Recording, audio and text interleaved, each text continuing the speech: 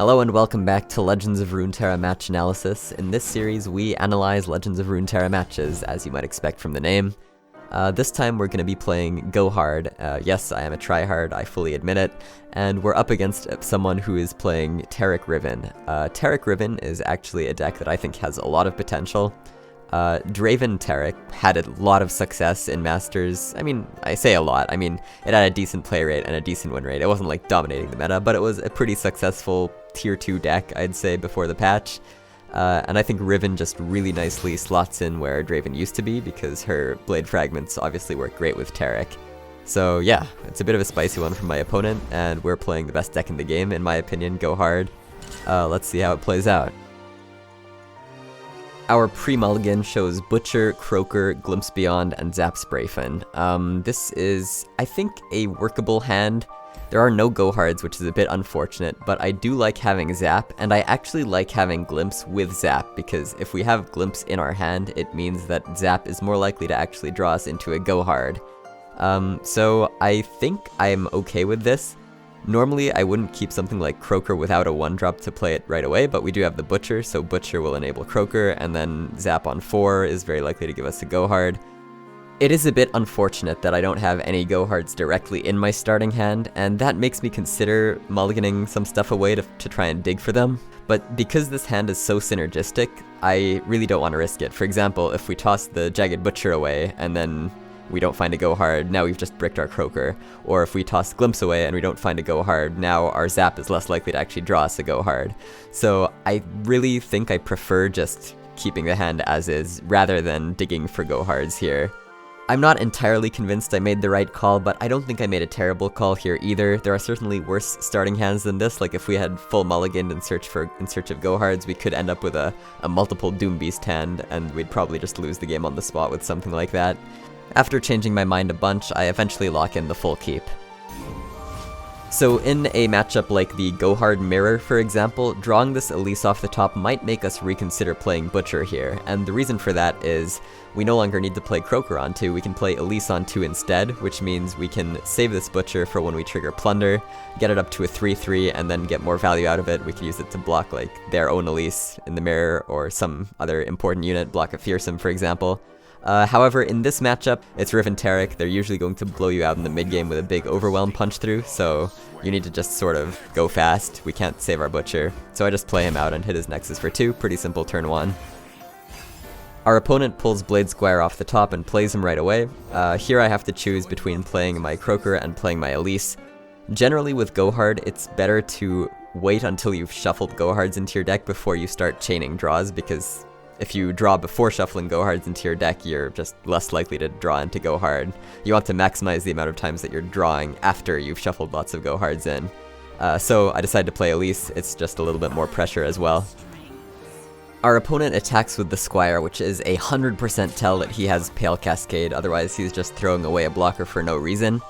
Nevertheless, I still choose to block with the Jagged Butcher, and the reason for that is, if he has Pale Cascade either way, I'd rather that he uses the Pale Cascade now and kills my Butcher rather than using it next turn to block and kill my Elise. You could make the argument that I shouldn't have blocked here, because if I open attack next turn and he Pales to kill my Elise, then he's no longer getting a card from the Pale Cascade, and maybe denying him an entire card at the cost of my Elise is worth it. Personally, I don't think so. Elise is a nice 3 health unit, one of my very few 3 health units in this deck, which means she does stop some overwhelm damage, and of course we are stopping the 1 damage here from the Blade Squire, so I think I made the right call, but it's not as simple as it might have seemed at first.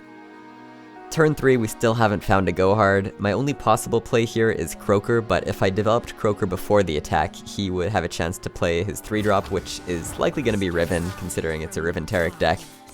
Riven, of course, being a 3-4 would completely wall out both my attackers, so I decided to just open attack.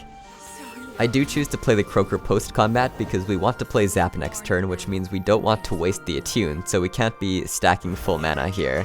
But it's possible that that's incorrect because, like I said earlier, we still haven't shuffled any Go Hards into the deck, and we're about to start shuffling Go Hards into the deck with Zap. Yeah, I don't know. A 2-2 is not doing much on this board, but mana efficiency is pretty important. I think it's a really close call. Our opponent opens with Zenith Blade, which means we don't really have to play around much anymore. He only has 1 mana left, so we drop Zap, get a second Go Hard into our hand.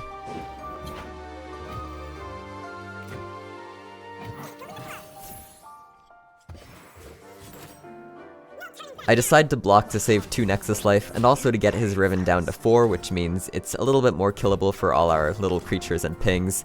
I thought about not blocking and just staying as wide as possible to aggro him down, but I don't think that's a race we're going to win against Taric Riven, because, you know, 1 more attack and he's going to have her leveled up, he's going to have Blade of the Exile down, and that's just going to be a lot of pain.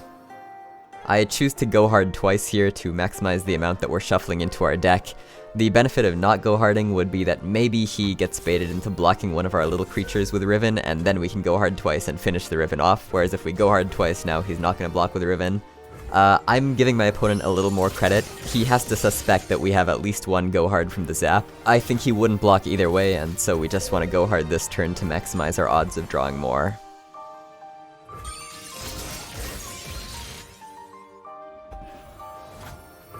Playing Doombeast without the Nightfall makes no sense. He's just going to develop another blocker for it, and then we miss out on its effect, so it's just open attack every time here.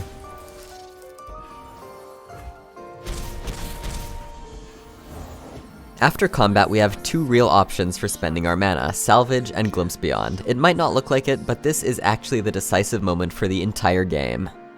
Glimpsing the Spiderling allows me to bank full mana going into next turn, while Salvaging allows me to keep the 1/1 on the board. After a bit of deliberation, I chose to go with Salvage, because I figured, why get rid of my 1/1 if I don't have to? This turns out to be a critical mistake, and I'll just let the next turn illustrate why.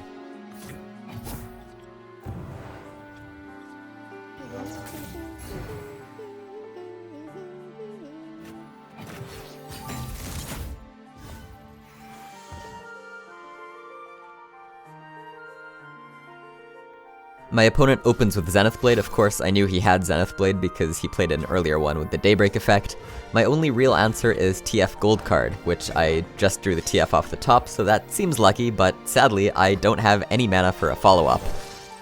My opponent has enough to play Bastion, which completely blows me out. If I had exactly 2 more spell mana from playing Glimpse last turn instead of Salvage, then I would be able to use Withering Wail here to stun the Taric, preserve a ton of Nexus health, and also deny 2 Taric level up triggers. But because I took the Salvage instead, I'm kinda just toast here. Not only does Taric still get to attack, but Bastion gets copied over to Riven, making it really hard to remove her as well.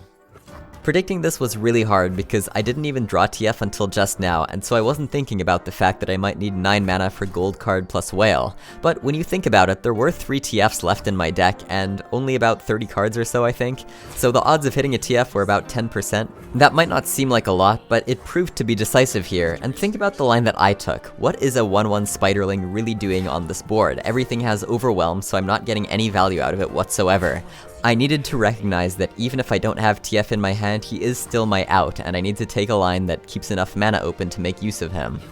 I block with Elise to mitigate some damage since I do have second Elise in hand. I don't think it super mattered which one I blocked because neither of them is really immediately killable. But I eventually choose to block Taric because if I do get Pack Your Bags, which is pretty much my only win condition now, I need Taric to be at 5 so that he actually dies to it.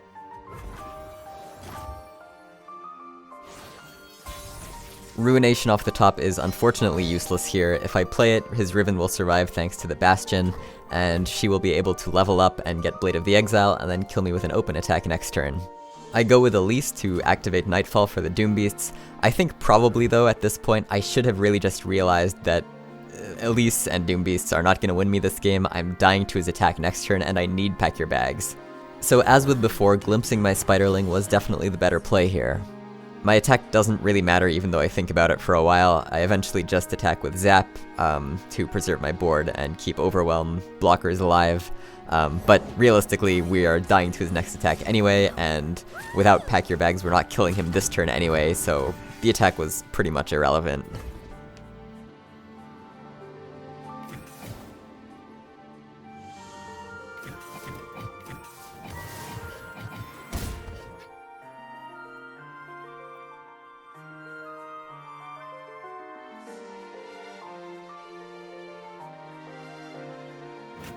So I decided to go with Withering Wail. This pops Riven's spell shield and means that if he wants to develop next turn, I get to wipe his board with Ruination. But he doesn't actually need to develop next turn, so really I'm just banking on him misplaying at this point. If I hadn't used Whale, then I could have used Glimpse on my Spiderling and still had 2 mana open to play 2 Go-Hards if I managed to hit 2 Go-Hards off the top of my Glimpse. This of course would mean that the second one becomes Pack Your Bags and swings the game right around, but the odds of this working were extremely slim. I'm still a little sad that I missed it and decided to bank on my opponent misplaying instead, because really, even though those margins are very slim, those are the margins that separate great players from, like, the best players. After Wailing, nothing I do really matters anymore. If I glimpsed now and pulled something like a Vengeance, it still wouldn't matter because my opponent has enough Blade Fragments to level up his Taric at burst speed. I really should have glimpsed at the beginning of this turn just to get all the information and know what I'm working with. Because my hand as is simply has no answers unless my opponent messes up.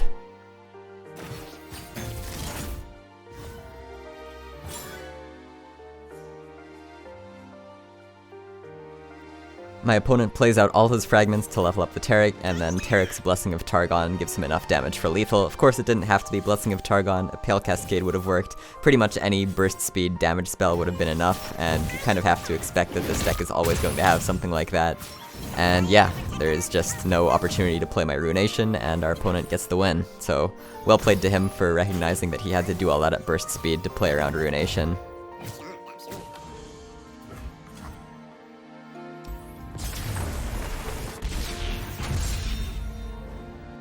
Everything in this game hinged on this decision that I made between Glimpse and Salvage, and I guess the lesson here is to don't get too caught up in, like, general rules. Like, the general rule of you want to Glimpse reactively, that's obviously a good rule. It makes sense. You want to keep your board alive if you can, you want to get value out of your units, you don't want to give your opponent a chance to interact with your Glimpse. But specific circumstances can and should override general rules. Think about the deck our opponent is playing. Taric Riven doesn't really have fast speed removal to stop a proactive Glimpse. Taric Riven also relies almost entirely on overwhelm damage, so a 1/1 chump blocking spider does pretty much nothing for me. I needed to recognize these factors and do the play that seemed unintuitive to keep 2 more mana open in case I drew TF and my opponent had Bastion, which turned out to be exactly what happened. If I did manage to stun his Taric here, then Bastion isn't getting copied over to the Riven either, which means Riven can't attack, and I'm basically buying an entire extra turn where I can find Pack Your Bags and win the game. Even though we kind of got our ass kicked, I'm really happy we went over that game. I think you're never gonna improve just by celebrating your wins, even though it feels pretty good to celebrate your wins sometimes. You have to take a really critical look at why you're losing and what you can do to change it so that you avoid the same mistakes in the future. The only real defeat is a game where you don't learn anything, and with that, I'll see you next time.